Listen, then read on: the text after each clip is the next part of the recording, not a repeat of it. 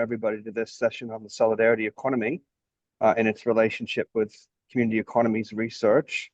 I'm speaking to you from Darwin lands, not my usual home. I am just outside of the international airport where I have just gotten off of a 17-hour flight back from the East Coast of the United States. I had to go home for a family emergency, so I haven't had a whole lot of time to connect with this session in the way that I would have liked, but I think that the premise still stands, and that is that when I was developing this call, I was thinking about the book that Marianna and Maliha and Craig and I just finished on solidarity economy in the United States, and Philadelphia, New York, and Worcester as a focus area. And then I started thinking about all the other people who are diverse economies affiliated, who have in the past several years been writing or researching or publishing on the topic of solidarity economy. And I included all those people that I could think of in the list in the call, realizing that it's probably only a partial representation. And this has been a kind of abiding concern of diverse economies research now for decades. And while other sort of topic areas have come and in some cases gone, there seems to be an abiding interest in people doing work in the context of this movement space, which in my view really is about politicizing a lot of the insights that come from thinking about more than capitalist economies, or what is the role of cooperation. So that was one motivation. The second motivation was the present context. So when our book was actually published at the beginning of this year, that was also right around the time when Trump was inaugurated for the second time. And I can remember we were at an event that was organized by CNAC, which is the peak body for cooperatives in New York. And there was one fellow who we were sort of anxious about it being totally overshadowed, and he was saying, no, this is exactly the moment when we need to be thinking about solidarity. And I think, and he said it with such force and clarity that it stuck with me nearly 11 months later. And I think that certainly the past 11 months have proven him right. That certainly we see, not just in the United States, but in countries around the world, this kind of trend towards, I guess, a negative form of solidarity, one that's based on identity and exclusion, and forms of authoritarianism. So in the context of the call, I was also inviting people to reflect on that piece by Asa Taylor and Naomi Klein on end times fascism. And I think in some ways, the way in which that has changed the nature of how we think about solidarity economy politics. Yeah, thanks for throwing that up on the screen, Maliha. And I just feel like that warrants some further reflection. But then, of course, the wheel keeps turning. And Pete North put in a specific request, Maliha, to make time to talk about the momentous events that happened in New York just a couple of days ago with the election of Mandami, which Maliha has been quite involved in the ground campaign there and has written a beautiful piece on that topic. So because I'm on my phone and also using my computer to just look at things, I can't see who's here.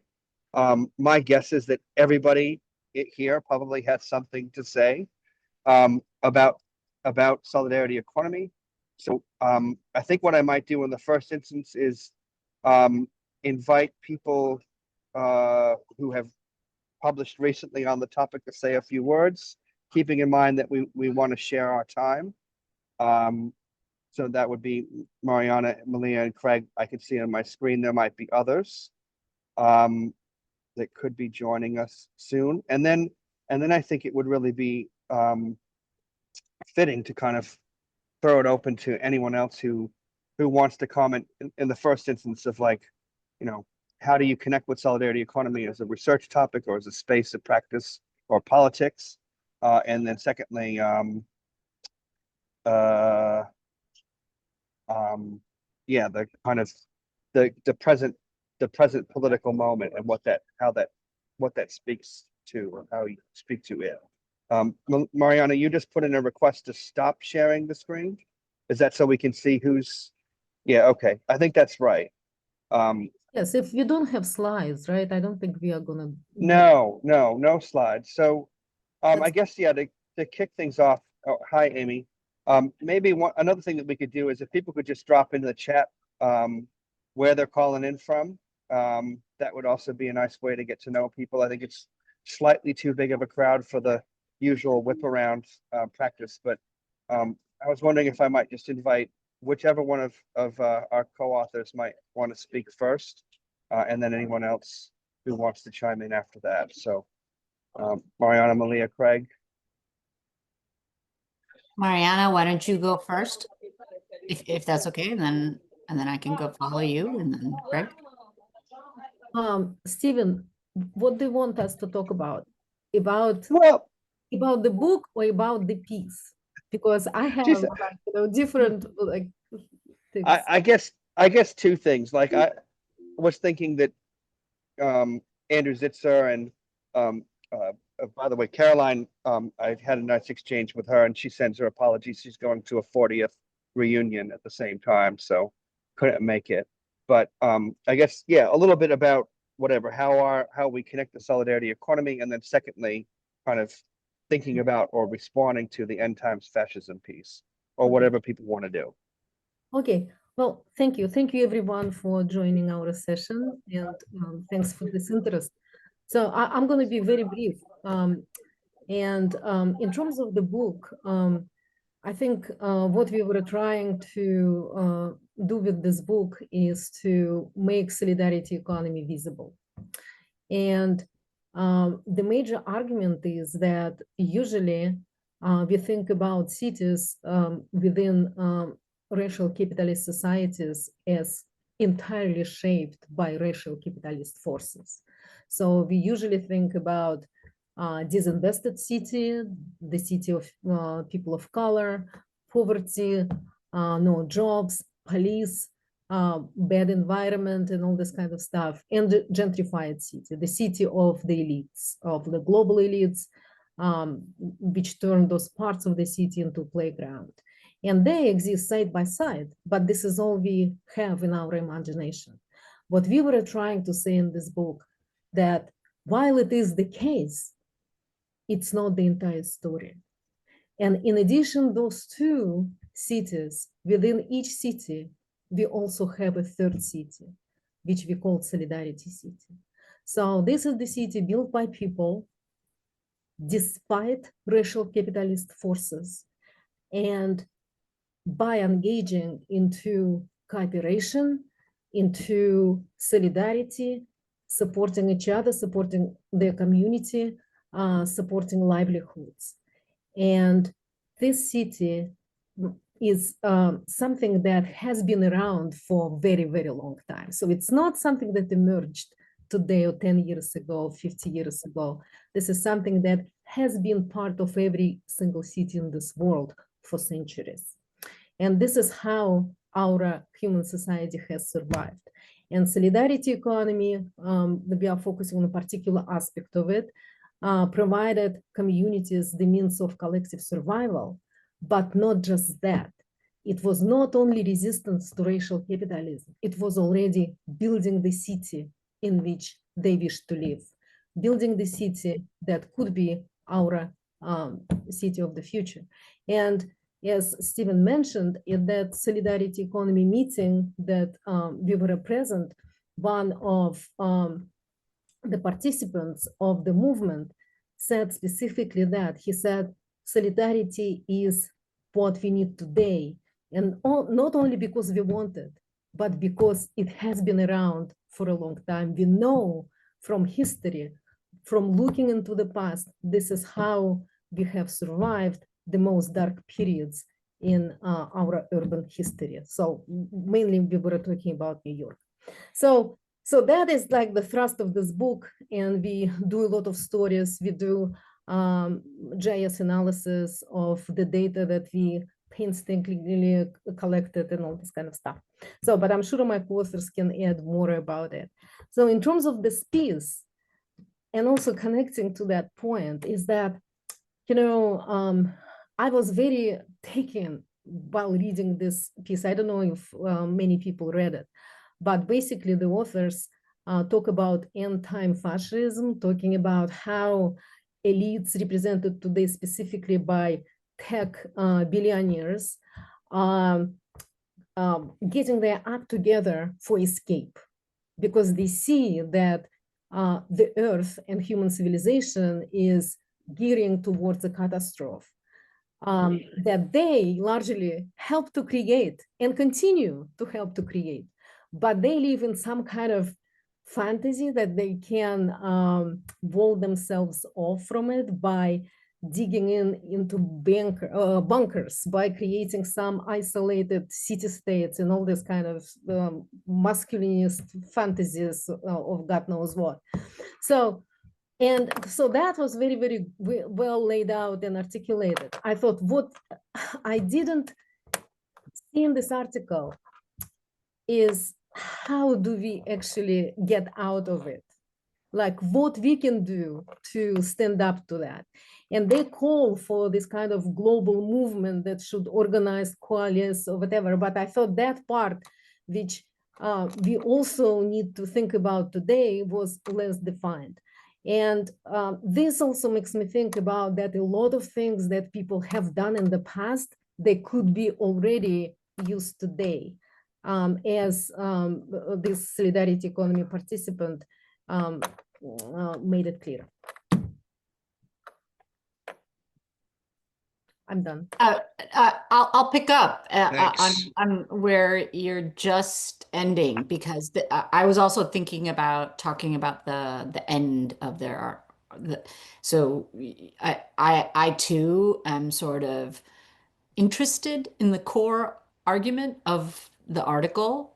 And I do think that in some ways, well, I'll get to that in just a second, and I'll say and add to what Marianna described in terms of our project. I think one thing that we were really seeking to do is to describe how solidarity is a dimension of how we have survived historically. And I mean as a dimension of urban life, as a dimension of social life as well, that solidarity is also alive and present in our contemporary society.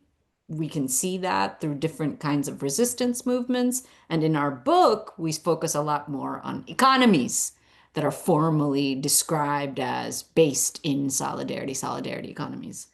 So this idea of solidarity past, present, and future really was a sort of, we were trying to do that or think about solidarity in that temporal sort of trans-temporal dimension.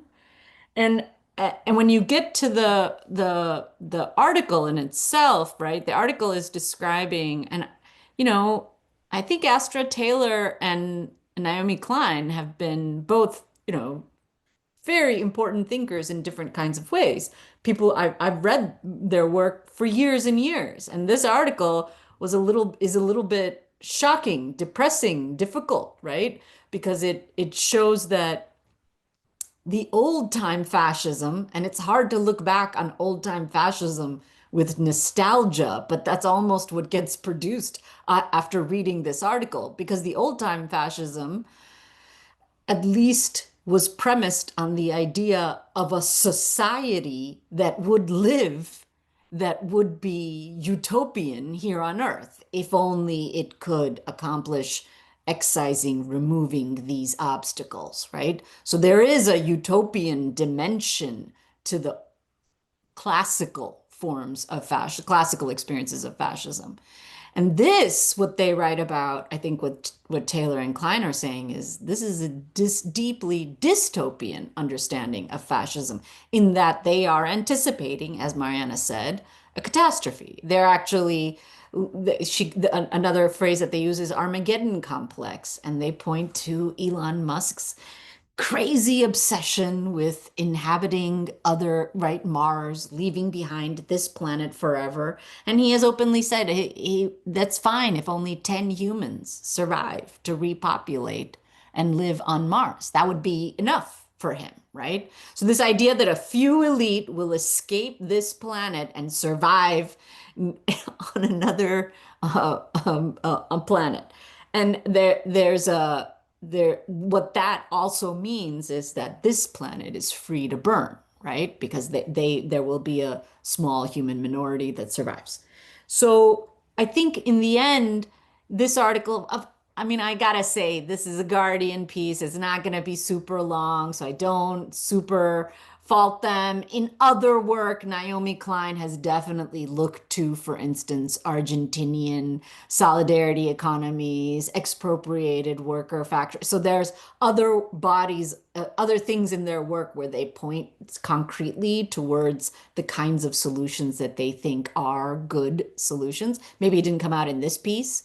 Astra Taylor's own work with the Debt Collective, I think, right? And that came out strongly in the book that the piece that we read is coming out on the heels of a book that she co-wrote with Leah Hunt Hendricks on solidarity. And so there's something I want to say that's circulating in the zeitgeist right now.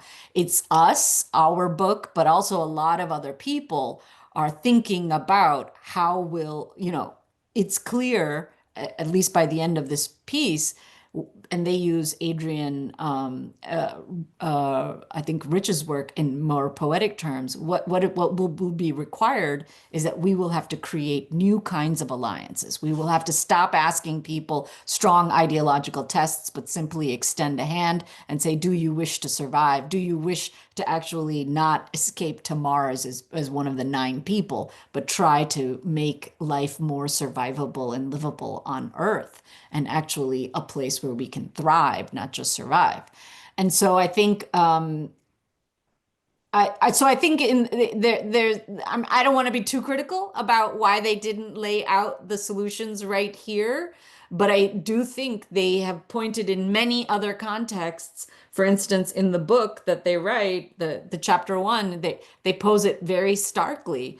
Either it's solidarity forever or our time is up as a species. That's the ending line of their first chapter, right? So with that, I'll pass the word to Craig. Thank you all.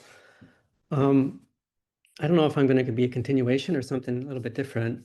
I've been in conversation with some of my colleagues in visual studies, and I'm thinking about the visual as a metaphor, a visual as a way to think about things, and then thinking about our book and how important visuality is to the project that we had. There's a lot of listening as well, but like kind of the vision is like the dominant metaphor in our project, I think, and in different ways. Like in one respect, it's about seeing the solidarity economy. It's too often pushed into the shadows. It's too often, lumped as sort of a small little niche. Like we were trying to make it visible, like sort of like the diversity economies does and the community economies does more generally with the economy. It's also about seeing racial capitalism and seeing racial capitalism within the solidarity economy.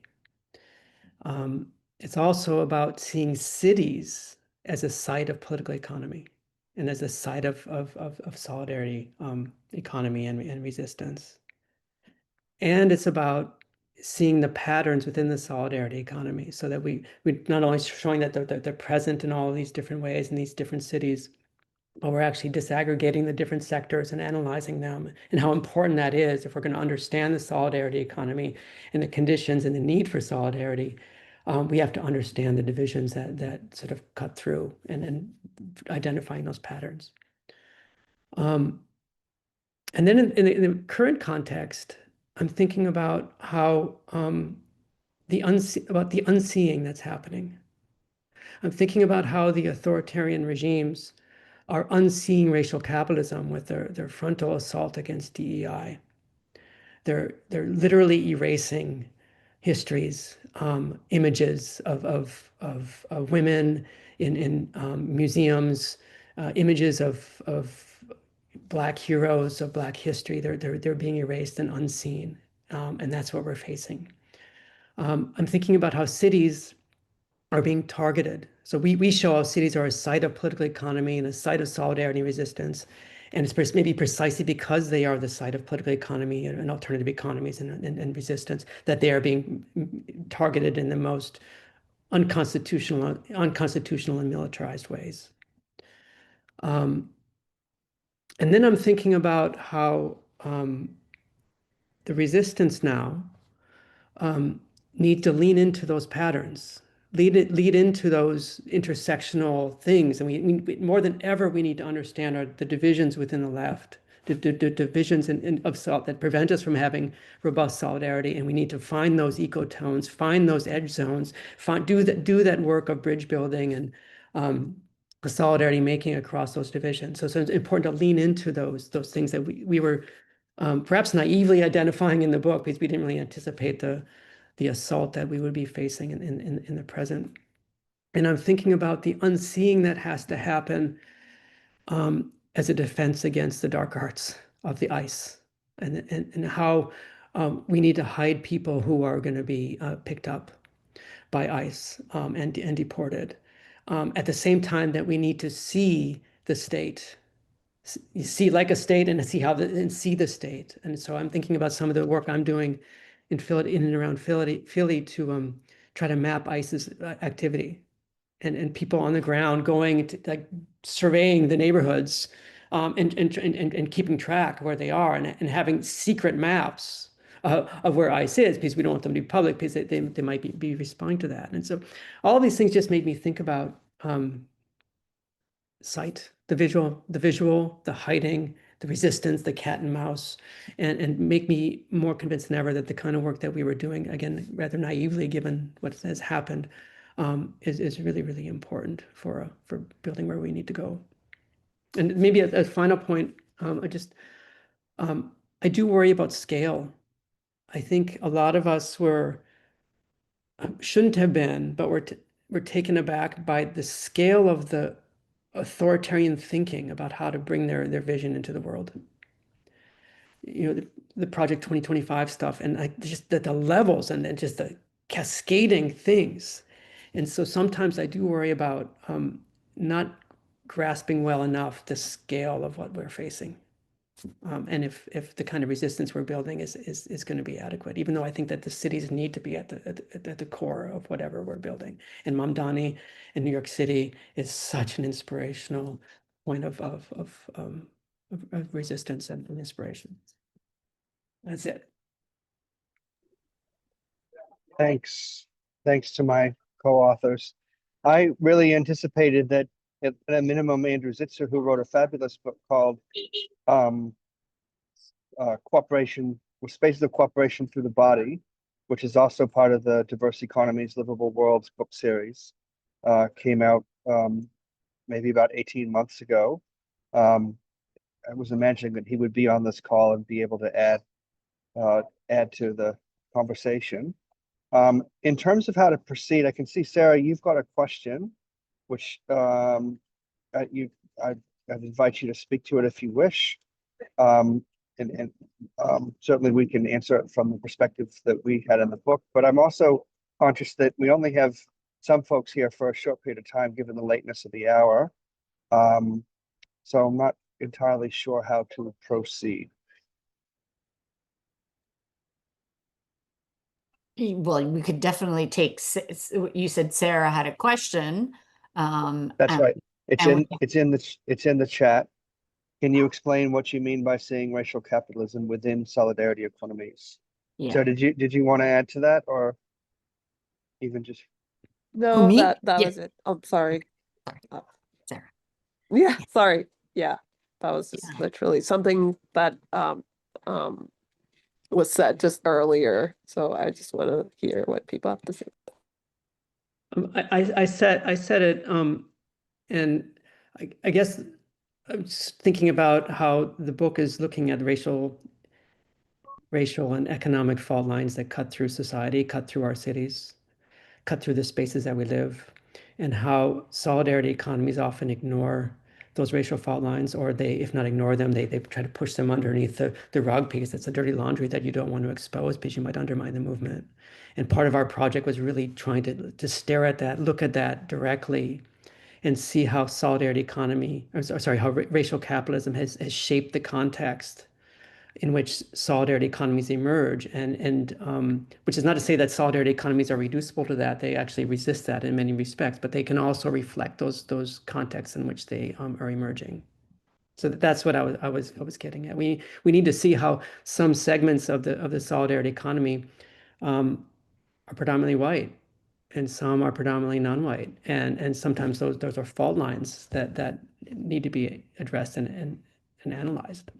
And how there are economic, some solidarity economy forms are really supporting the working class and low-income populations, and others seem to be more elite populations, and sometimes they are not supporting one another. So like, let's look at that and see ways that they can be bridged and are being bridged. That's what I was getting at. Maybe I can add to that, because another part of our project, involved looking at how the location of the current solidarity economies, where are they in the city? What are the demographic, as Craig just said, in terms of racial demographics, income demographics of people who participate in them. But this also means looking at, okay, how do the places where we see solidarity economies relate to historical processes that are key to racialized capitalism, and inside the US, one smoking gun process, but not the only one, clearly, never, no. One process that is important to shaping why it is that cities look the way they do today is the process of redlining. So we look at where, for instance, credit unions arise inside New York City in relation to historically redlined areas. And one of the things that we sort of find there is that, and this is interesting because the New York City has a different pattern than than the national pattern, for instance. So in New York City, we saw a lot more faith-based credit unions, right? In terms of faith-based credit unions attached to historically Black churches. Why then? So we look at where are these solidarity economies today, and then we can see, wow, they came into being inside these neighborhoods that had been excluded financially based on the race of those neighborhoods. So we can see then how those neighborhoods start to constitute other collective mechanisms of finance in the form of credit unions as a response to that financialized exclusion. So that would be another way that you could say racial capitalism is shaping the kinds of solidarity economies that also come into being.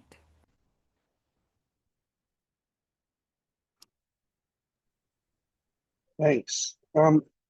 So I'm imagining that we can dip now into the well of collective intelligence. We've got 20 people on this call, including our friend and comrade from Argentina. So I'd love to hear what's going on there. If you're up for it, Anna, that would be fantastic. And then we can run a stack, or people can respond to Esther and Naomi's argument, or yeah, we can just have a general conversation and see how long it goes. We have 2 hours. We don't have to take them all.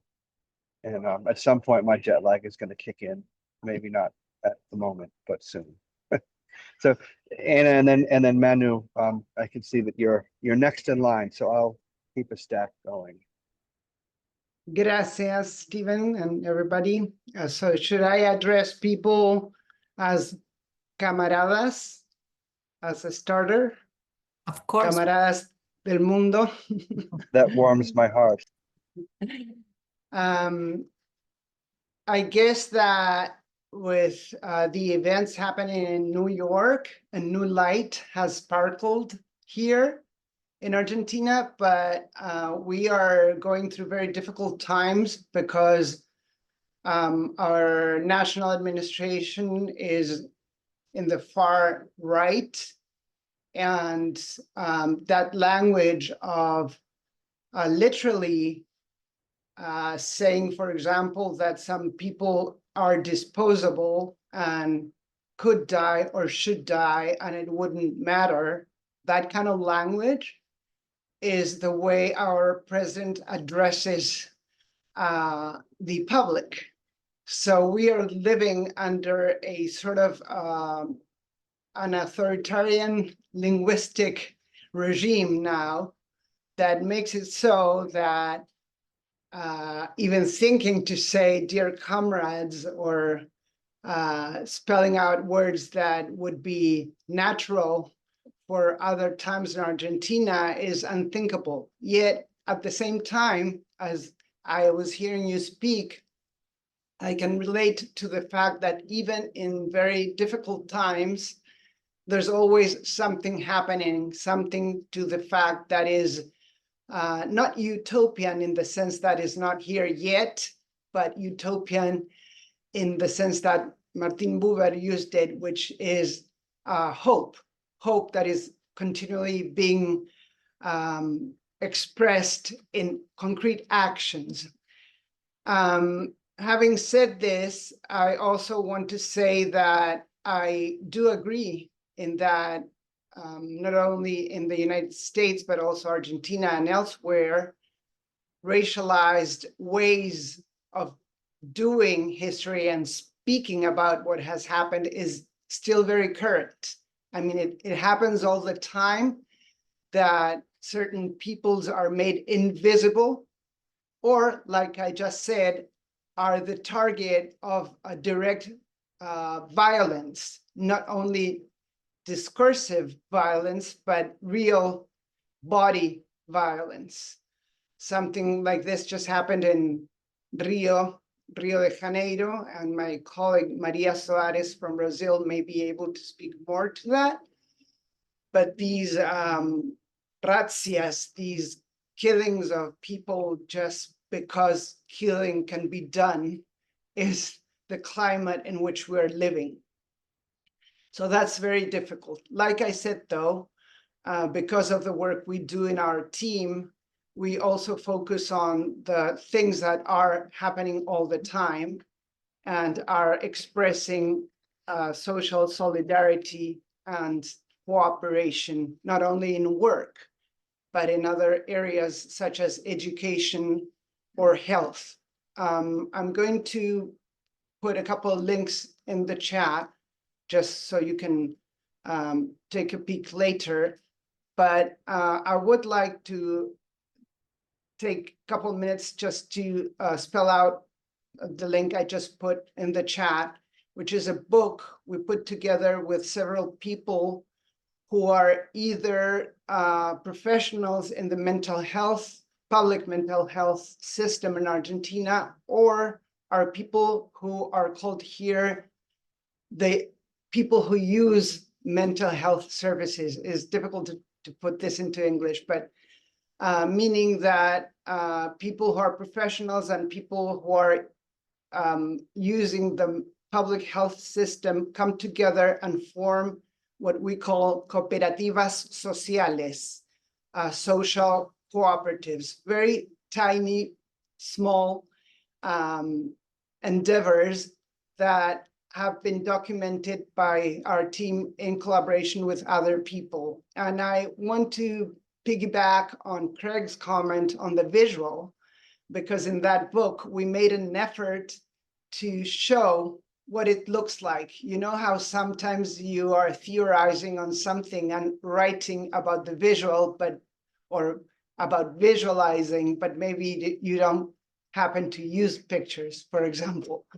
And we made it a point to use the archives of these organizations that had put an effort into documenting with pictures and photographs their development over time. So I think the book is worth taking a peek at, if only it were because it puts right in front of your face those spaces of hope.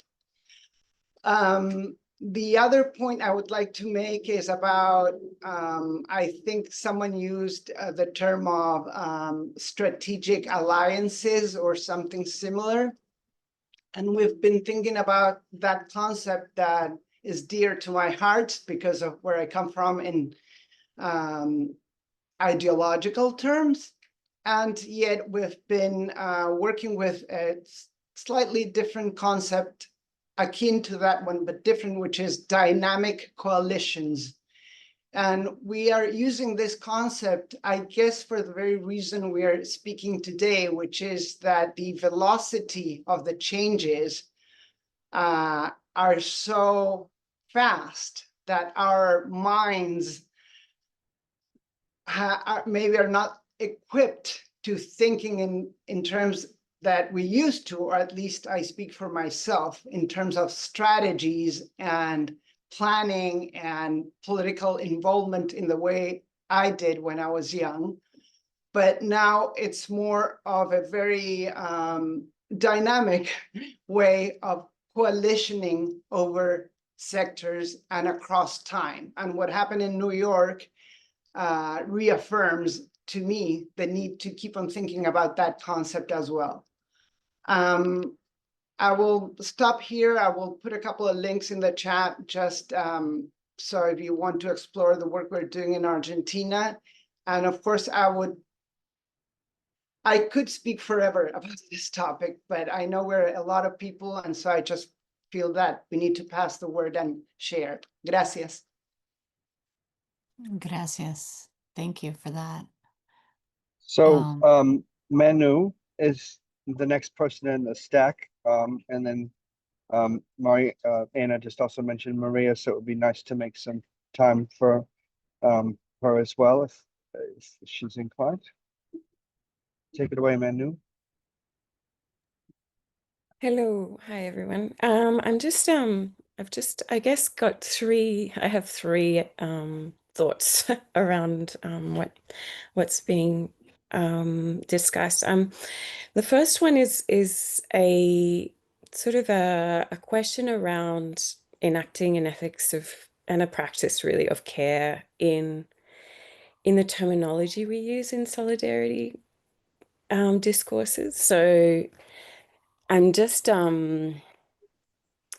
wondering whether, like for instance, I remember once using the term comrades and it eliciting sort of, it can be reminiscent for some communities of, colonial violence, I'm thinking of Aboriginal communities here in Australia, where an Aboriginal person would be like, no, I'm not your comrade.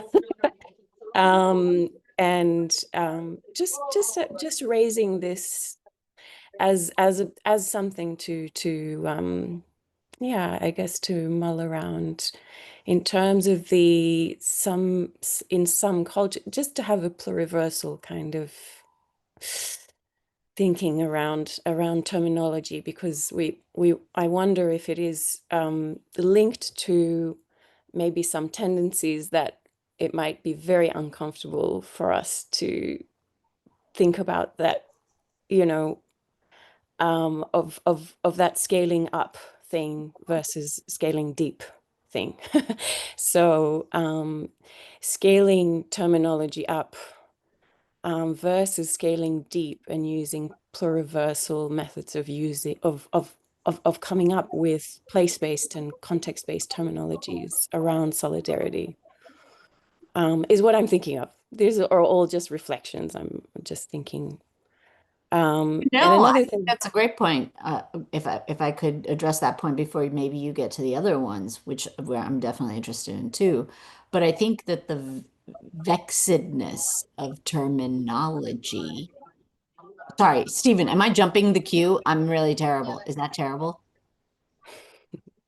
You are a bad person, but let's just go with it. Okay. So, I think about even when, and we struggled with this even a lot in our own thinking about solidarity, for instance. And you'll notice that if the international body, there is one official international umbrella network, the international RIPES, Red Intercontinental de la Economía Social y Solidaria, right? It's originally RIPES is a Spanish acronym standing for the International Network, Intercontinental Network of Social and Solidarity Economy. And that was a big question because many different geographies had very hostile reactions to solidarity economy, which smacked, for instance, I know in Cambodia, there was an opposition to using solidarity economy and instead social economy is used.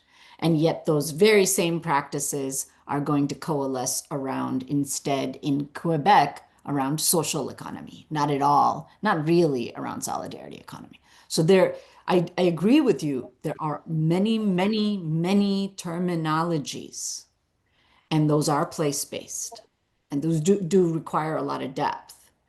But where you ended with, can we have a pluriversal terminology itself that would then transcend all of those pluriversal ways of knowing, being, and acting? And that is something that, for instance, in a very practical sense, it is, and it has come up for the social and solidarity economy. What do we mean by the organizations that are considered part of this space, but also the practices, right? And I think that this is a question that gets worked out for the purposes at hand. Coming back to this idea, which I really loved, raised by Anna, dynamic coalitions. What are the coalitions that we seek to create? To what purpose? To what end? So I agree with the need for pluriversal ways of knowing. I'm not sure that we will all converge on one pluriversal vocabulary, however. And I do think that the vocabularies will be, the discourses will be different as well. Yeah, I guess I didn't really mean pluriversal vocabulary. What I meant was a pluriversal sensing, I guess, a system of sensing what the accurate vocabulary for that place and that context would be around solidarity economies. Yeah. I want to jump in just very quickly to say that we held a session, I think it was 2 days ago in Ljubljana, and there were people from different places who spoke different languages as their mother tongue. And at the in the last part of the session, we opened up for people to using their languages to speak about what we were talking about, even though the languages were not, I couldn't understand Swedish, for example, but the mere fact of providing a context for expressing in languages that we may or may not understand was a symbol of something I think we need to push for, or I would like to push for in a way. I'm bad too. I'm jumping in, sorry. No, that's all right. It's a dynamic conversation. I've just lost one of my screens. My computer has just died. Now I'm just thinking of in response to your point, Manu, that the new economy network of Australia, solidarity was one of the terms when they were coming up with a name for that group that was discussed, and Bronwyn can perhaps speak to this history a lot better than me. But it is interesting that, like, in practice, that is an attempt at trying to think in pluriversal terms about what a social movement around a different kind of economy might look like in the Australian context. So I guess there's the nomenclature, which is, and lots of terms are freighted. And then there's the ethic, which is, I think, really about disposition and practice.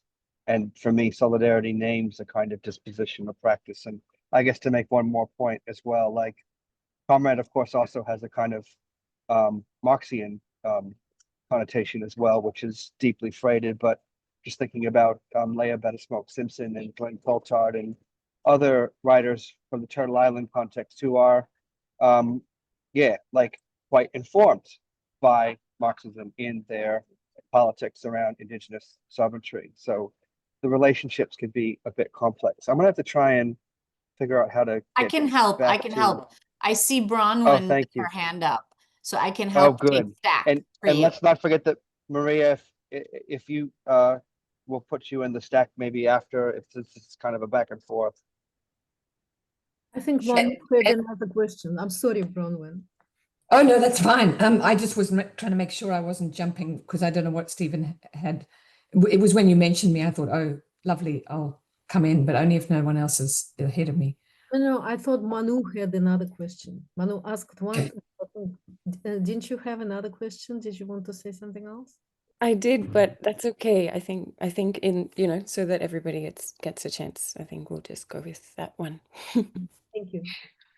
I suppose I'm mainly just responding to Stephen mentioning the New Economy Network because it was very interesting. I have been thinking about that, listening, and also just before this started. So the brief history of that was just long debates about calling ourselves the Solidarity Economy Network of Australia, and it was very mundane in a way reason for not doing so. I'm not sure if that's my voice echoing. I don't know if anyone else has an echo. Oh, maybe it was just it's gone now. That's fine. The reason for rejecting it was simply familiarity, in a sense that Australia, the people who liked it most knew about Rapes, knew about the Latin American history of the word, and particularly, or even Southern European. I'm actually the NINA representative for Rapes, and there's such a strong connection between Southern Europe and Latin America in the meetings, I think, on language in a way, and also French-speaking Canada. I mean, you really notice it. And I suppose my feeling, I've been thinking during the last 10 minutes, like, I feel so, I mean, I have no answer to this. Like, part of my body is feeling, why are we talking about language? And part of my body is feeling, of course, we're talking about language. How else do we start, especially online?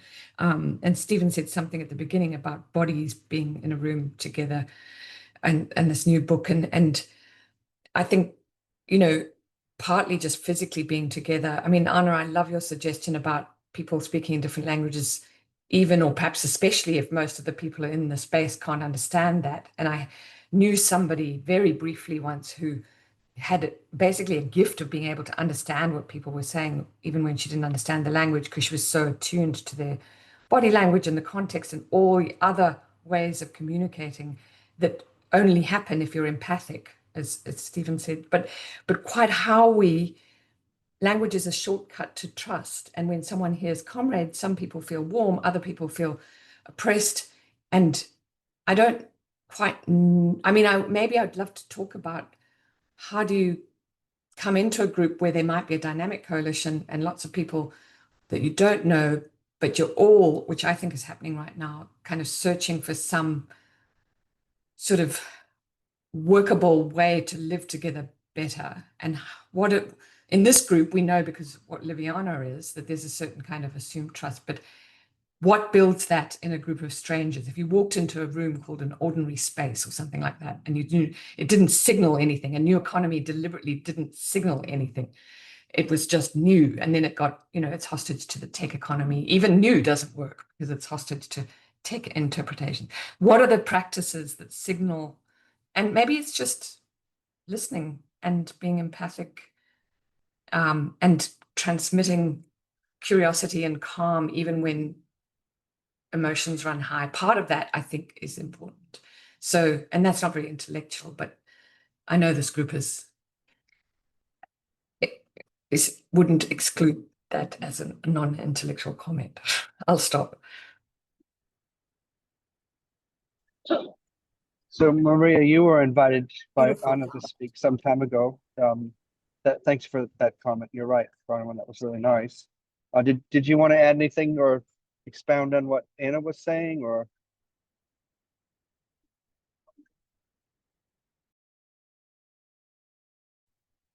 Maria? Hi everyone. I'm from Brazil.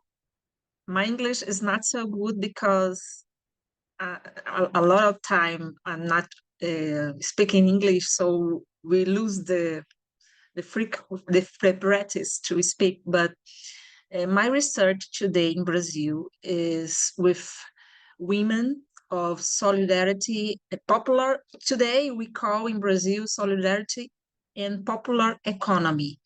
We call popular and solidarity economy, and we are working with groups of women, and we study specifically the practices of these women, the practices of management. And I put in the chat paper.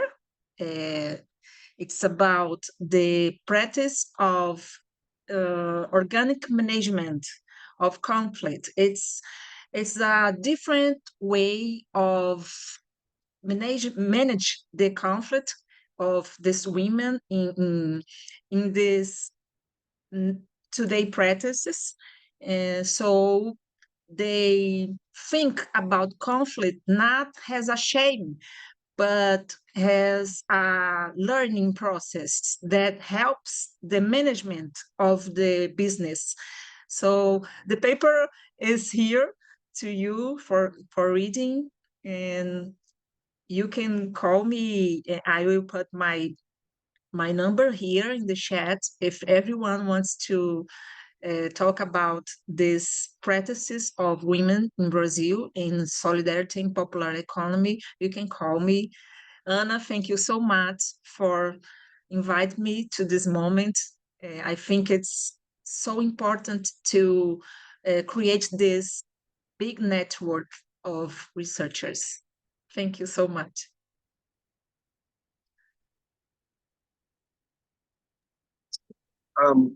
Sorry, my headphones have now also managed to die. Thank you so much, Maria, for that. And I can see from the response that people are really appreciative of the paper. So one thing I'm hoping, Maliha, that you could do would be to save the chat as well, so we have a record, because there's some other references that Anna and others have shared. Yeah, for sure. Unfortunately, now my audio will probably be even worse, but It's okay. I can help. I feels think like we've opened all kinds of cans of worms here, so maybe we can just keep the conversation going. Marianna. Yeah, well, thank you for sharing all these thoughts that really kind of point to the fact that this idea of trying to build different kind of economy and society is very deeply affective, right? So it is not just about some numbers. It's not about some very particular things. It is also about involvement. It is also about commitment. It is also about joy. It is also about experiencing all these feelings that you can define very often.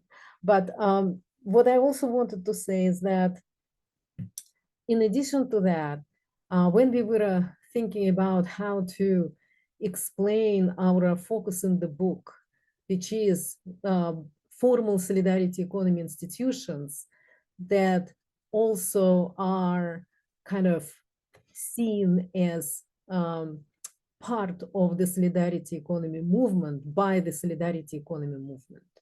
So, which means that we were focusing not on all possible solidarity practices that people are engaged in historically and on a daily basis, but on a very, very significant, but a component of it, just a fragment of it.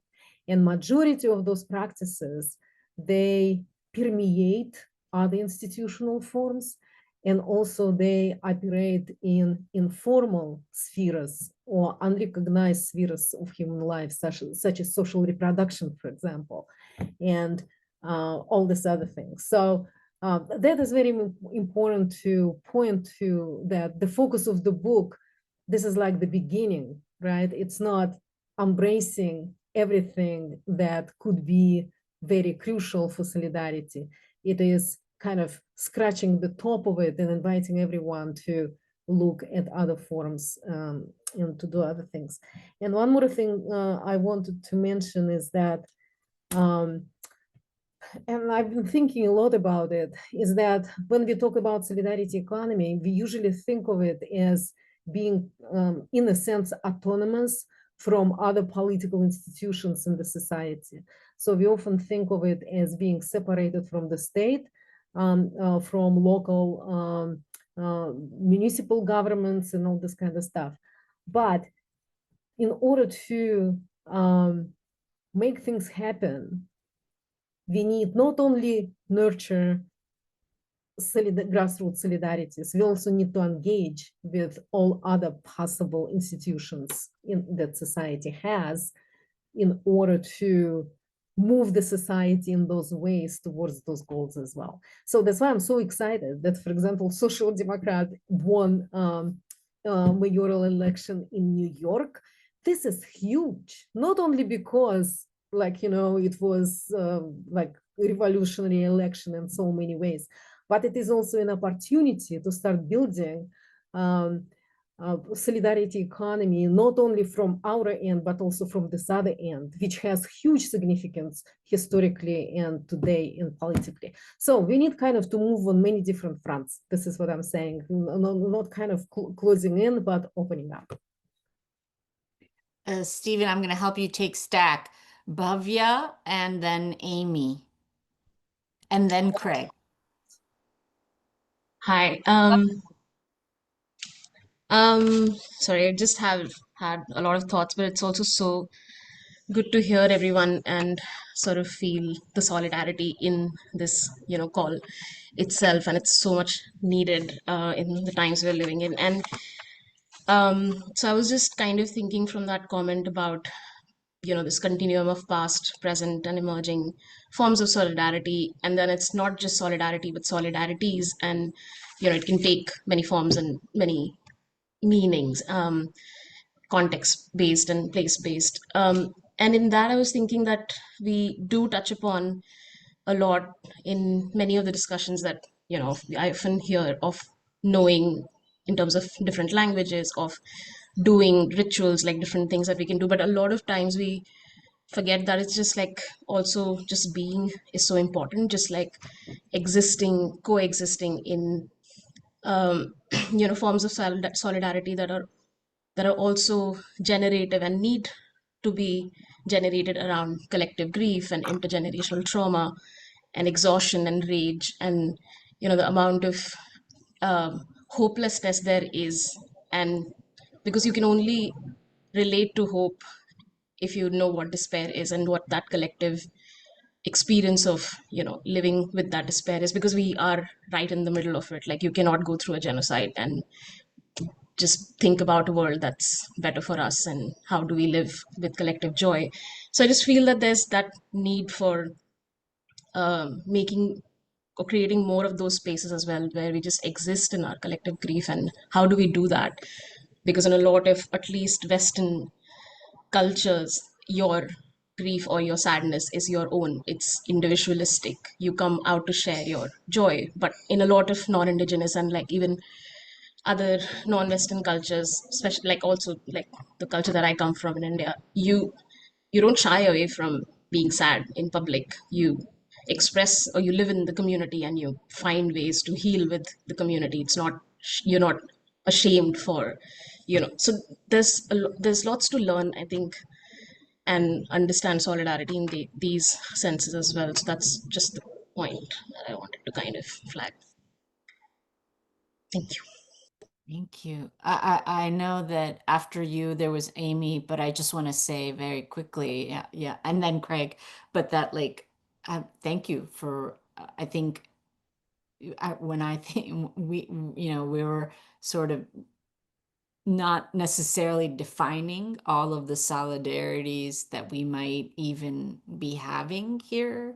And we were also, because we have a book and the book was about this thing, but then, really as we went to as we put our manuscript in was the beginning of the genocide, right? And so then we've had to be thinking about, and I think we've been shaped by Palestinian solidarity movement, which has been very good at creating coalitions, and the idea that to stand for justice for Palestine is to stand for justice also for reproductive justice, for Black Lives Matter. They've been so brilliant in terms of making those alliances and those solidarities very real, and the basis of new coalition. It's been an amazing new way of defining solidarity itself. And then we have to think about how all the ways that solidarity inside this country has been violently displaced in the form. The encampments were a place where grief and vigils could be enacted communally, and then they were wiped out violently by the state, right? So there's also an assault on the kinds of communal grief that you're even asking for us to make space for here. But I'm sorry, Amy. Amy, you had a question too, and then Craig. I did. I was going to jump in, although I have to say I'm feeling a lot of emotion right now, thinking about collective grief and the attack on it here in the U.S. So it's great to be here. And really, Bhavya, thank you for those comments. They just kind of they hit me. I wanted to go back to the Guardian piece and think about end stage fascism.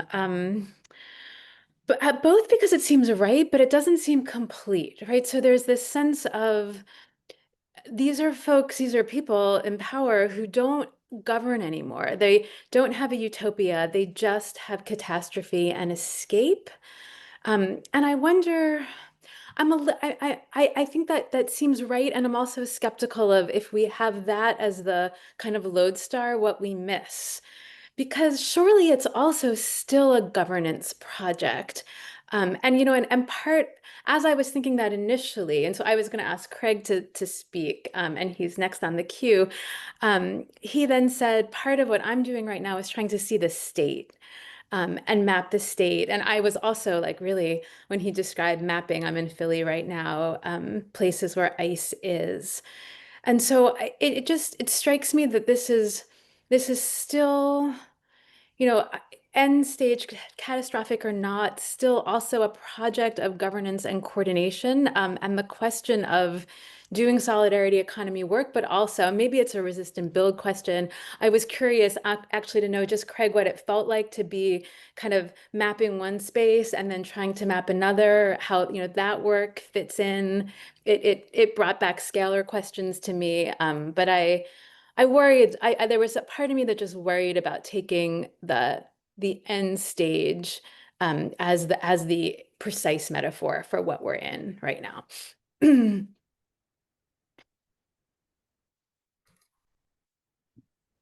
So much good stuff to think about. I too am moved by this. So when I'm thinking, just to respond, Amy, to your question about mapping, and then I want to segue to a conversation, some points about cosmopolitanism.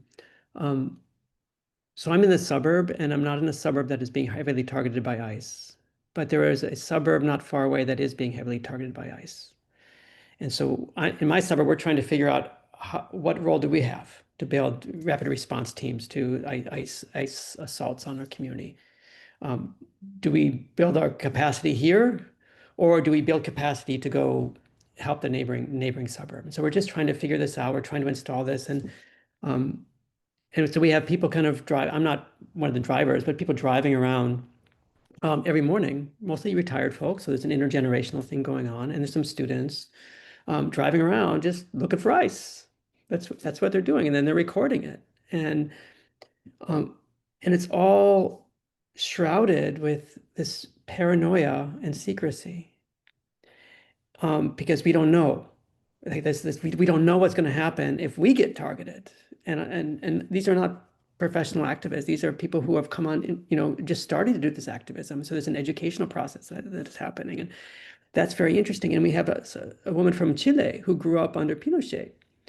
And she is especially paranoid because she's seen how fast things can go bad. So it's a part of the process is just processing how paranoid should we be? How bad is this? What kind of mapping do we do? What do we do with the maps? Do we circulate them? Who do we bring into our folds? Can we be public? Do we have to be secret? Like a whole bunch of stuff is being processed, and a really strong sense that there's a lot to be learned from environments, cultures, contexts where they have deeper histories of this kind, or more recent histories too, of authoritarian experience. Which brings me to the point of cosmopolitanism. And I find myself thinking about, in the light of the conversation we just had about language, what is the place of cosmopolitan, maybe I shouldn't say that, transcultural, translocal, transnational, solidarity now? Is the fact of it itself a form of resistance? Or is the authoritarianism a parochial authoritarianism, a jingoistic nationalist authoritarianism that is contrary to globalism? Or is it another form of globalism? It's an accelerationist globalism that has all kinds of solidarity with the authoritarian networks that have been forming. And just trying to think, what is the place of translocal, transcultural, translinguistic solidarity? And then thinking about the significance of Mamdani, who embodies literally transcontinental, religious, translinguistic solidarity, and his embeddedness in a local context. So like some of these figures they are channeling the zeitgeist. Trump channels the zeitgeist, sort of a zeitgeist, and Mamdani seems to be channeling it because he's both local and translocal at the same time, and he does it so powerfully and effectively. And that's part of why he's such a spark. That's all I got. That's great. I'll put Stephen on the stack and then myself. But if somebody else, of course, who hasn't spoken comes on, I'll put myself after. Stephen. Well, that's a lot of good stuff that's been said moments ago, and I'm finding myself unable to remember what point I wanted to intervene with. I think it was something that Amy was saying, and it reminded me of an opportunity I had in June to go and hear Kali Akuno from Cooperation Jackson speak. And the context was right before the first No Kings demonstration, and he actually left this event, which was focused on commons, to go and celebrate the life of a comrade that just died in California. But he did take the time to get up and just extemporaneously make a link to Du Bois, W.E.B. Du Bois, and the general strike around the time of the Reconstruction. And essentially what he was arguing for in that reference was saying what we need is sort of mass civil disobedience, and that seems to be what's taking shape in the United States at the moment. So Kali is quite prescient about that, and I would also say that Kali is someone who was not caught unaware by Trump at all, and was really imagining that a lot of what we're dealing with now was what was going to happen when the first time he got into office. So there are people who just to think about what you said there, Craig, about what's enough paranoia. Maybe the other term might be vigilance, and like especially I think someone who's steeped in what happened at the end of Reconstruction and how profound that violent reaction was from white people who just couldn't bucket that there could be successful middle-class Black communities, the kinds of violence that was visited upon people at the turn of the 20th century, is the reference point for what's happening now. So it's a continuity. Yeah, and I guess, yeah, so Mamdani definitely, I could, that was fantastic what you said, Craig. I'm really hoping Maliha will say a bit more, given that her proximity to it. Also, I'm really liking all these inflatable animals and the role of satire as well. Clearly, the alt-right is sharing a playbook. Even here in Australia, I mean, I witnessed Dina Reinhardt and what's her name, Pauline Hanson at Trump's Great Gatsby event. So they're all in dialogue with one another. But I suspect that it's actually a pretty, if it's a governance project, it's a pretty frail one on some level, as well as being one that's overwhelming in terms of the speed with which it's moving. That's enough. I'll jump in. One, and then I promise to get to your question specifically, and it seems like it's coming up, New York City. But let me come back to the first thing that I was going to say, building off of, actually everything so far, but especially Pavya, Amy, and what Craig had just said. So I do think one thing, and this is something that I've been thinking about now and trying to actually wrestle with enough to even sit down and write about it, because it's still pretty fuzzy in my head in some ways, the connections, not clear enough yet to sit down and write something certainly that would be useful for other people. But the sanctuary cities, the creation, the network of sanctuary cities, specifically in the US, but not just in the US, because this is obviously the dehumanization of migrant populations and refugee populations. This is not a uniquely American problem. That is also a Canadian problem, a European problem, and everywhere a problem to a certain extent. And so one thing that is interesting to me is that the language and the terminology in the EU is not sanctuary city, it's solidarity city. And Canada as well, by the way, solidarity city. And when they're talking about solidarity city, they are not talking about solidarity cities in the way that Craig, Marianna, and I mean, I'm not trying to say that the never the twain shall meet, but we are invoking solidarity cities to talk about solidarity economies, and they are talking about solidarity cities in those contexts to refer to the politics of sanctuary cities. Now, and this is connecting a little bit to Craig and the question, the need for scale, and also your most recent efforts, which I didn't even know about and you didn't even tell me about until this call, which is also an interesting thing, because sanctuary cities are deeply connecting to one another in a very underground railroad kind of, not to be exaggerating, but underground railroad kind of way. And I have been on mass 3,000 person Zoom calls about how to do DIY in your community ice watch. And they have toolkits and they're sharing the, like, Mi Gente, has been running 3-part series on this with activists in different sanctuary cities, but there's been a lot from Chicago, because Chicago's obviously we always knew Chicago was very, very strong in terms of sanctuary city politics, but they are going after the cities that have been crucial links in sanctuary city politics. That's clear. Going after LA, Chicago, they're making an example of sanctuary cities to sort of knock it out of the realm of possibilities for other cities to even do that, but they haven't been successful. Even after Trump got elected, Los Angeles newly decided to become a sanctuary city, even though they know what that meant. Like, honestly, look, LA became a sanctuary city 1 minute ago in I want to say February of 2025.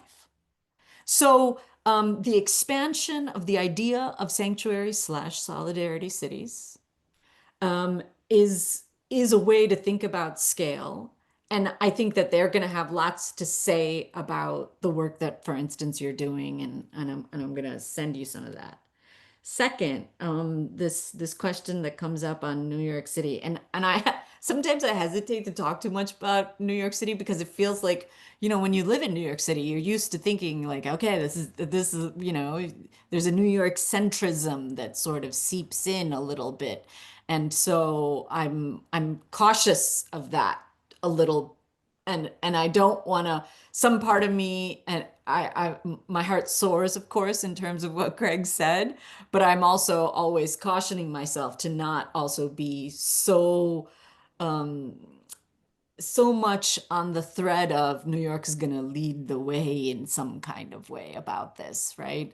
But let me say, as a person who's devoted, my parents were my parents called me, and this was before the election, and my mother basically scolded me. She said, "Do you remember that you have parents? You've just lost yourself about Mamdani. You have a 77-year-old father. Don't you care about your parents anymore?" And so there were a lot of people in my life who were like, "Okay, you're doing too much on this and not enough on the on maintaining household relations." So I did pour in a lot of labor to this. Why? Why did I do that? I do think it was an incredible network to create. 100,000 volunteers every single time over the last, and I started in February, every single time, new people joining. What are all these new people joining? How did you get to 100,000? By the last weekend before the election, I was out. Every single friend of mine from the neighborhood is out canvassing.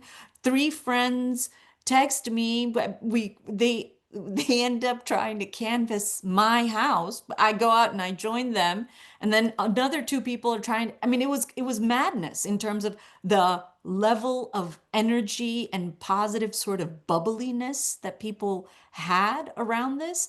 I ran into a Harlem dad and his 18-year-old son. He said this is the first election he's ever voted in, and he's so excited, and he voted for Zoran. And by the way, just before this, there was a rally for the volunteers, and Zoran Mamdani showed up to the rally itself. So he was like a king of being in 20,000 places per day, a little bit, right? And so so sorry, the dad says that his son convinced him to vote for Zoran Mamdani, and that he himself had been a Bernie socialist, but had stopped actually thinking that there was any viability to local city politics, and only had concentrated about that. Anyway, so what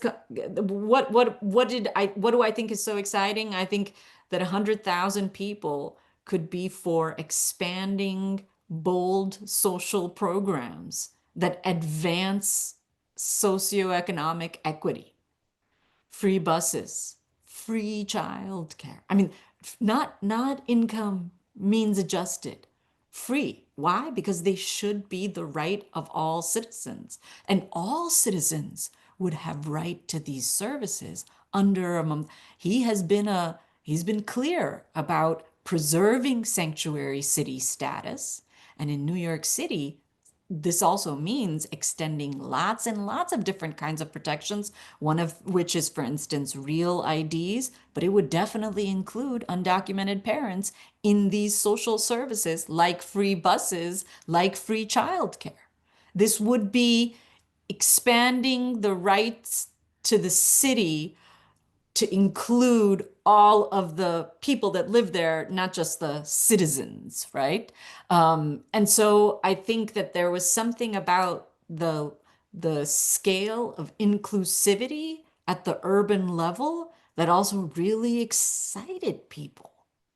I don't think, I mean, I did so much outreach with people who I don't know, like for the last, we went to all these communities, like they, because I can speak other languages, they sent me to other places where like, for instance, Urdu is spoken, and people would have questions, how is this free buses thing gonna work?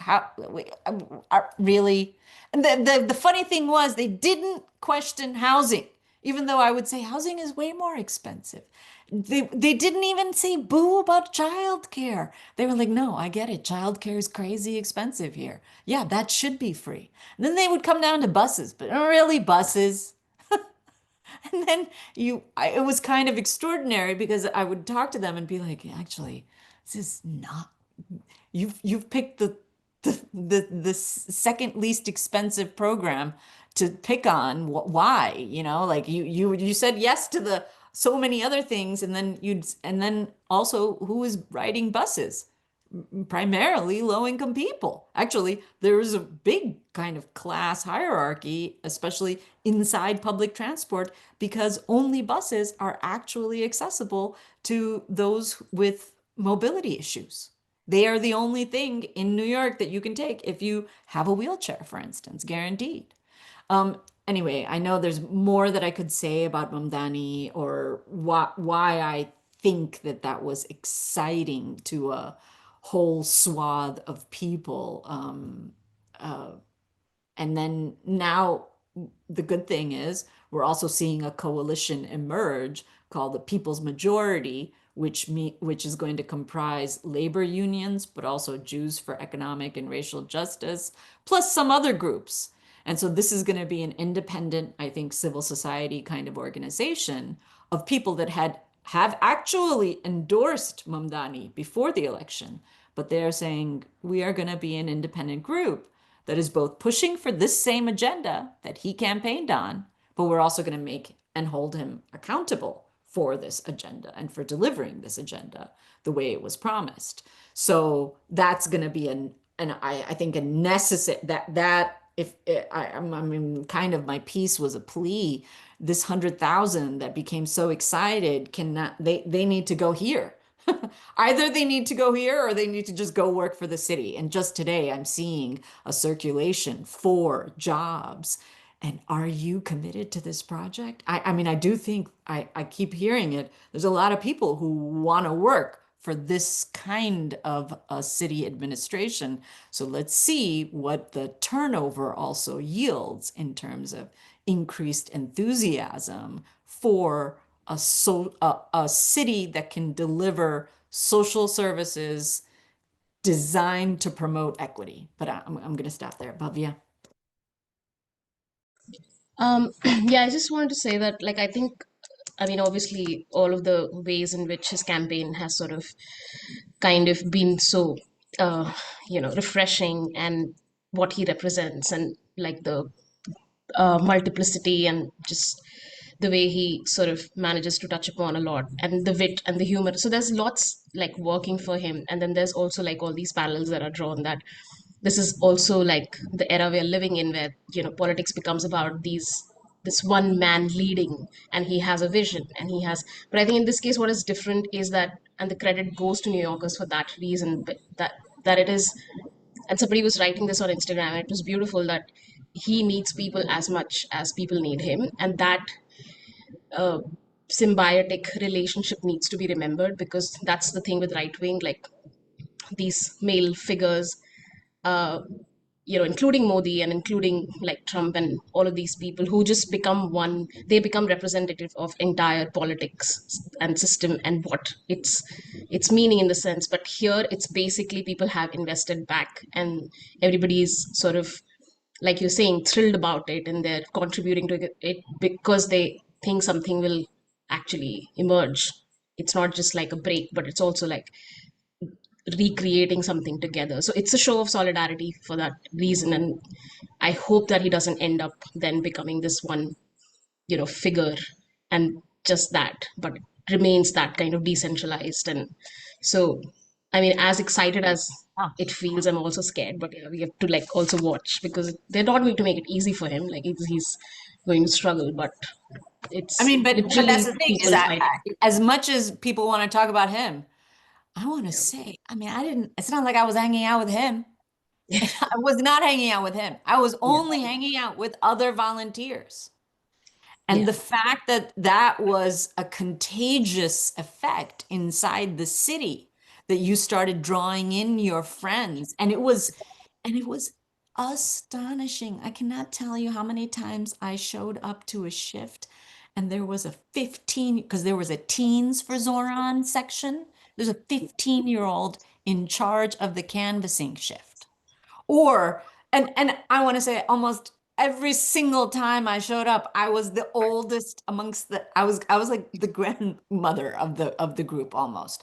And there would be times that'd be like, oh, that's okay, you don't have to go to the 5th floor. And I'd be like, yeah, that's okay. My knees are not so great. I'll take the 2nd floor. You take the 5th floor, right? So this was a youth-led movement. Youth-led movement should also be as important in terms of how and what we celebrate about this moment, not just him and the thing. And I could not agree with you more, Bhavya, that this cannot be a personality. This is not a populace. There's a difference between populism Exactly. and socialism. Sorry, Marianna.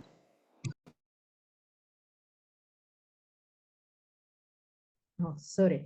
Yes, well, kind of to add to all that is that, well, he's definitely very talented, charismatic politician, right? And personality also plays a role. Not everybody can kind of pull it off and blah, blah, blah. He also was able to mobilize this army of volunteers, 100,000. But who went and voted for him? If only those volunteers voted for him, he won't get elected.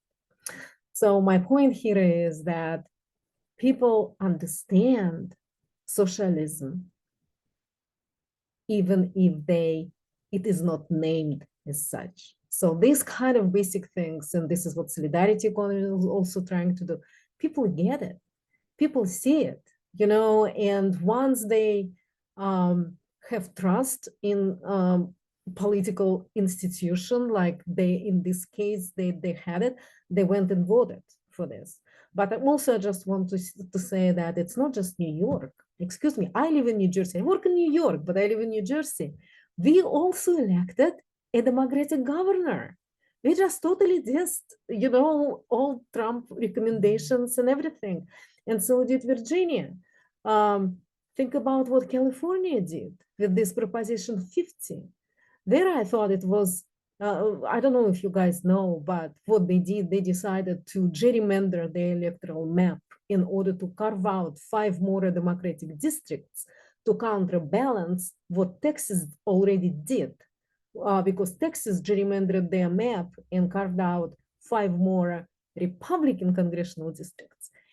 And what I thought was significant in terms of California, they passed it like 60-something% or whatever. So millions of people went and voted for it. And it wasn't even like for their own place. Do you know what I mean? Like having those 5 more Democratic seats did not matter as much for California itself. They did it for this big idea for the country, because they understood that if they don't do it, it's going to continue in this authoritarian, horrible way or whatever it is. So all I'm trying to say that people understand all those things, right? So, and if there is a right moment and there is an opportunity to express that understanding, they go and act on it. So this is not like they can't and they have to be educated from scratch or whatever. I think a lot of those things, they just already have been around for a very long time. People understand solidarity. That's all. Stephen, and then Manu. I feel like I'm triple dipping, so I'll be brief. But Maliha, I think you're being a bit modest. I can remember some of the early promo videos from Mandami. You were sort of featured there as a kind of poster child repeatedly in the audience. Your reactions were a big part of the visual appeal. And I'm also thinking about the end of our book where we talked about the possibility of extending cooperative logic or solidarity logic in the domains of transportation, housing, and finance. And in many ways, it is interesting to me that seemed to have been picked up in your article about Mandami's policy. So there was a way in which life was imitating art there. And then the other thing I'm thinking about is you'll be in another Liviana session, Malia. I apologize if it's already happened and I missed it. That's focused particularly on what community economies has to say about statecraft and policy. So there seems to be a kind of a link here between what we're discussing now and the session to come. And yeah, and I guess just to say one more thing too, it's also interesting to think about the city itself as a unit of cooperation. So for instance, Fred Block writes about this notion of the habitation economy, where the principal preoccupation of the city is the maintenance, the construction, care, and maintenance of things that make shared life possible in the city. So, and he's saying that, that's rather than the post-industrial city, that's actually where most cities are right now, is that they are, by their very nature, constantly thinking about how do we socialize mobility, care, and education. And those are also the dominant economic activities in cities the world over. So that, I think, gives a lot more scope to what a solidarity economy politics might look like, whether it travels under that name or not. That's it. Manu, you had your hand up, and then I'll get to Marianna. Oh, sorry. Okay. Manu, go ahead. There's actually this interesting, this is very malformed. Sorry, I apologize, but it's just a thought that's been around in my brain for a little while, but it actually relates to my second question that I had before.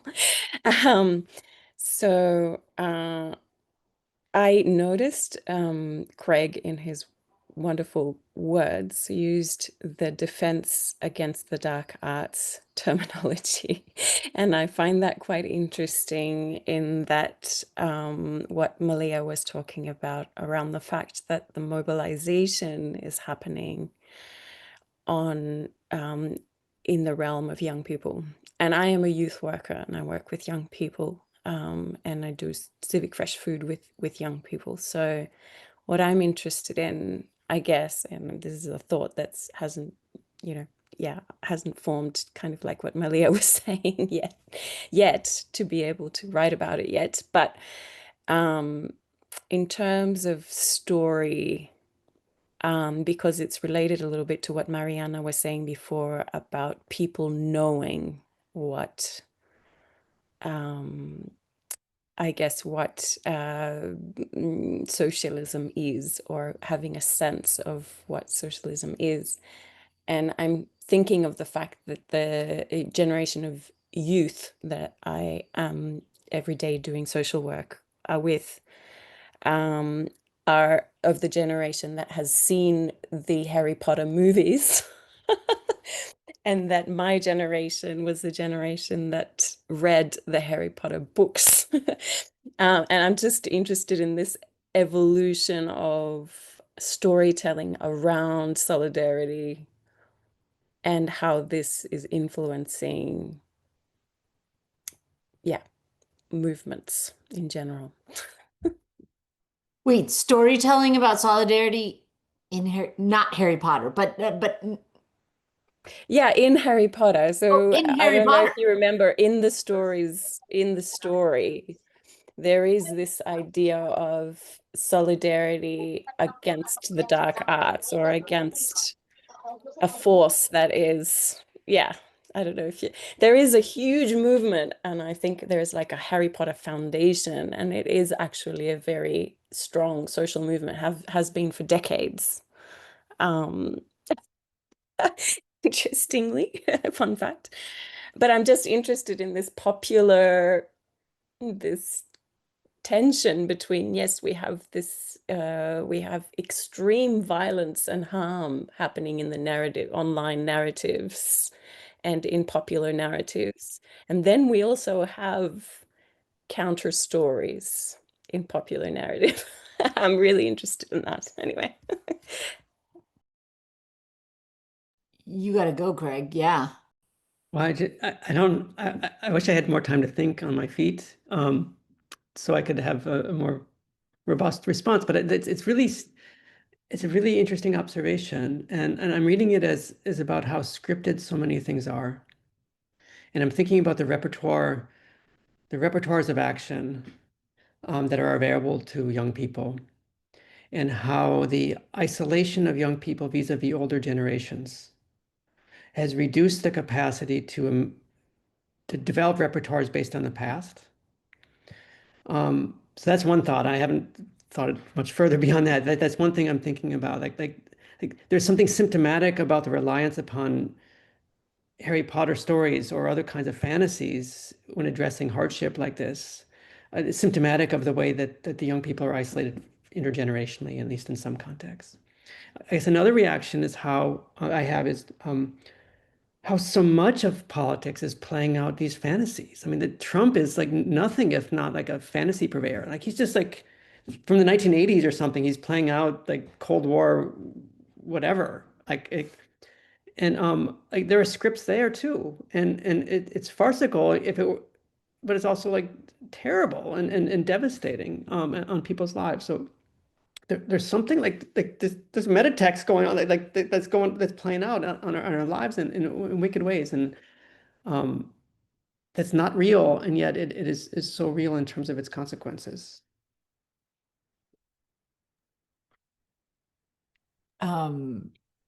First of all, thank you, Manu. I had no idea. And Stephen, do you want to say anything? But you dropped a great a comment too. But I do think this idea of, the repertoire, is beautiful, right? And it kind of is almost creating like a bank of ideas, bank of words, bank of concepts, vocabulary, really, that could potentially, be shared, right? Because solidarity against the dark arts is a lot more poetic, and it can really come true very easily inside India and the US. That's both of us are going to be like, yep, we clock that. We understand we know exactly what you mean when you say dark arts. And then we're going to have some questions about who exactly is in the solidarity, but we know that this is the stakes of the sort of political struggle. Harry Potter Alliance? I mean, keeping in mind who wrote it and the Zionism. So that's important as well, the complexity of like Yes. reading white men. Absolutely. Authorship. Yeah, Bhavya, thank you for raising that. That's so absolutely. Yeah. I mean, that's been one of the things that also has been sort of beautiful. And I know, Marianna, and then I'll just go to you, but I'll say one quick thought, which is, the references that Mamdani makes are continually to the global South. So that's sort of, okay, fine, Nehru. But like on other times, he is going to drop in, like, for instance, the big thing, the video that Craig's talking about there, he dropped in 13 references to Pan-African socialist scholars and philosophers and thinkers and politicians. And that's like, okay, when's the last time Pan-African socialism was being invoked in a US political speech? That's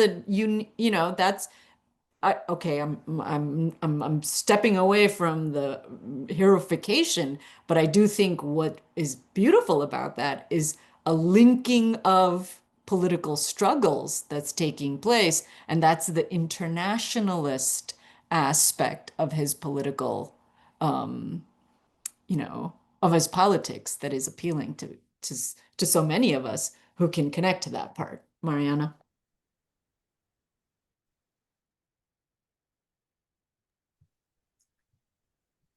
Yes, I was just gonna, go from that world to mundane world, and I'm thinking, people do know socialism, but they can't name it. And in the current discourse that we have here in the United States, also in Russia, by the way, I'm from Russia, and that is like totally authoritarian, totalitarian, like horrible, expelled everything that was good about former system. Anyway, so people don't know what it is. Like students, I'm thinking, okay, I am a professor. I teach 90 students every single week, and they don't know what it is because they take economic course. Nobody's going to tell them about it. Well, if they do, they're going to say it's bad, it's horrible. They're going to say that communism is about totalitarianism, that is about, government control. They're not going to say that it is about classless society and government control. This is like not built in the original design. It's about the society which has no government, so they don't know. And then I think it is also part of our job to educate them about it. So before the election, and all these words are flying around, democratic socialists, then Trump says, oh, he's even communist and how horrible it is or whatever. So I decided that I'm just going to give them a kind of a lesson in historical materialism and like Marxian view of the society, and explain what is meant by capitalism and also what is meant by socialism and what is meant by communism. So, and the reason why I did that is because I wanted them to be fluent in those conversations, to understand what is the message from a socialist upcoming mayor, what is the message from oligarch capitalist president. Do you know what I mean? Like how their class positions are expressed and what they're arguing for and what they're doing. So.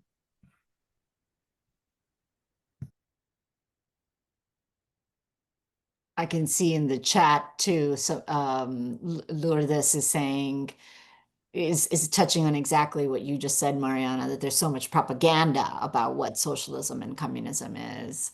Are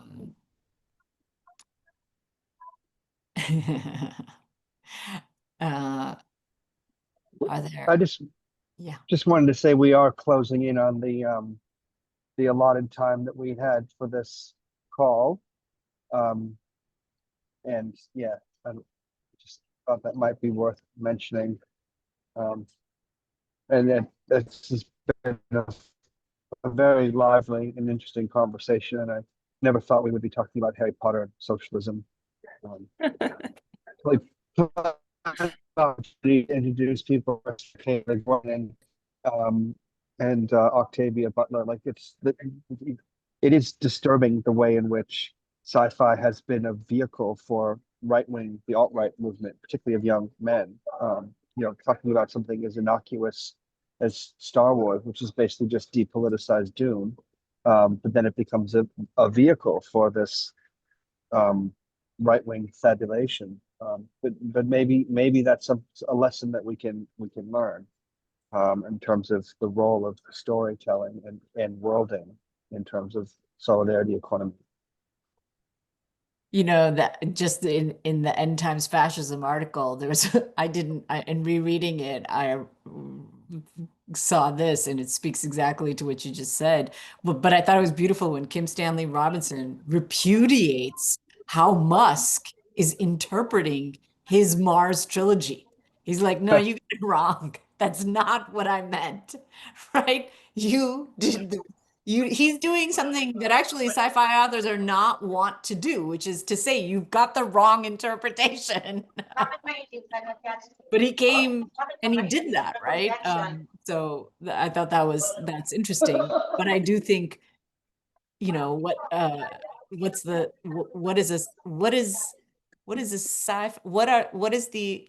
is the economy of our desires, and not just what is the fascism, the end times fascism that we oppose. That has to be right here in the mix. And I think that, a lot of us are working on that in different kinds of ways.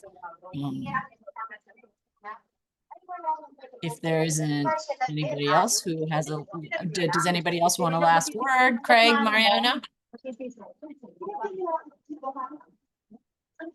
I had a very long day, and I feel so energized actually having this conversation. I'm stimulated in a way that I was not stimulated 2 hours ago. So thank you all. And I feel I just put in the chat that I recently finished reading Parable of the Sower by Octavia Butler, which I found absolutely devastating. It's set in 2025, 26, and it's just brutal book. And so I'm happy to have these kinds of conversations to process and to think and to build some hope. Thank you all. Thank you for sharing with us.